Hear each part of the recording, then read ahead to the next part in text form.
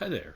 It's John Anthony Francis Wilcox, and today is Saturday, the 31st of July, 2021. And I am quite embarrassed because I had already recorded this and I accidentally erased it, so we're starting over again. So, quite a week, as always. A lot of bits for my Prog Sheet website, talking with some friends, things like that. Uh, the store twice this week. Cooking, let's see, cooking wise, made some biscuits and sausage gravy with puny biscuits and fake sausage gravy, but it was, as they say, even bad pizza's good pizza. As puny as those were, they were still delicious. And that same night, I made homemade hot dogs and beans in the oven, and those were glorious. Thursday, when I went to the store in Norwalk, went to a place called No Leftovers, which Connecticut folks would in this area would remember in the 70s and such. It was Swanky Frank's right off exit 14, and they had a sign outside, jerk chicken and rice for $5.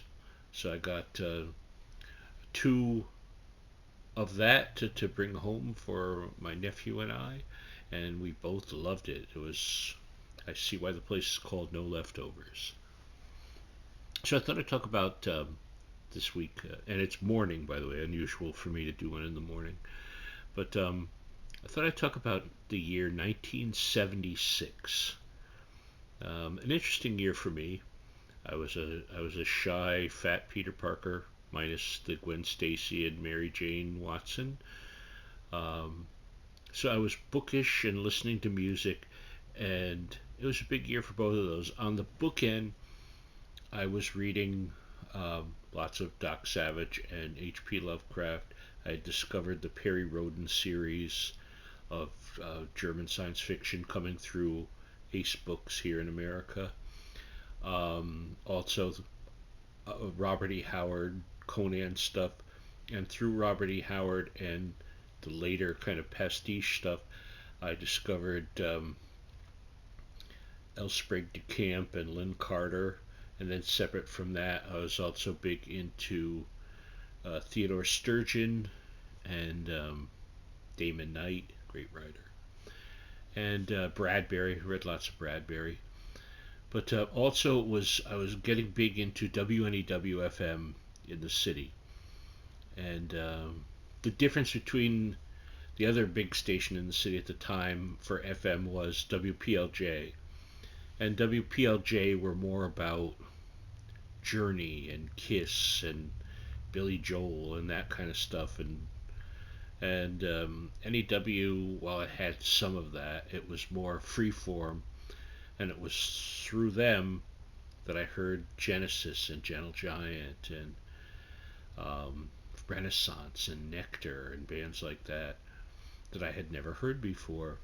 I was on the way because I was already listening to Deep Purple and Emerson Lake and Palmer and some Jethro Tull, and I had already heard some King Crimson, which I was still figuring out in my head because they're just so different. Um, and they also had an interesting thing on NEW, which was they never played a song more than once a day through the whole 24-hour period. So that was it led to a lot of music being played. So that was great. Great DJs, Dennis Elsis, Scott Muni, Allison Steele, Pete Fornatel at that time. Great stuff. And at one point, I went to Barker's with the intention of picking up Queen's Night at the Opera. And instead, because they were out of it, I got my second choice, which was the new Genesis album, Trick of the Tail, with that wonderful Colin Elgee illustrated cover by Hypnosis and the gatefold and wonderful songs like Squonk and Madman Moon and Dance on a Volcano and Robbery, Assault and Battery, just great stuff. And I was eating it up. I was a sponge for all of this stuff. And at that same time, I was reading lots of Circus and its offshoot, Circus Raves, and getting the newspaper, The Melody Maker from England, and occasionally New Musical Express from England, which I found a little more, I don't know, pretentious, I guess. So I wasn't reading it as much. And I think I had maybe once in a blue moon an issue of Sounds. So, vastly creative time.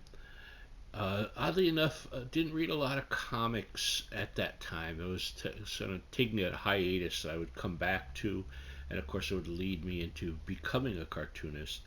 The love was always there, but the focus was just on the music and all of that. And I was going through a lot of family turmoil and that sort of stuff. So it was an interesting year as I look back. Uh, a lot of good and bad, a lot of figuring myself out. I mean, we're all figuring ourselves out, but I was a lost child that found all these interesting things to hold on to. And I was also, playing the guitar and stuff like that at that same time. So, yeah, lots of creativity. And 76 was a big year for me. Um, I turned 16, and all the stuff that goes along with that, too, whatever that means. So, hopefully, I don't erase this one. And I love you all. Be in touch as always, and I will see you next week.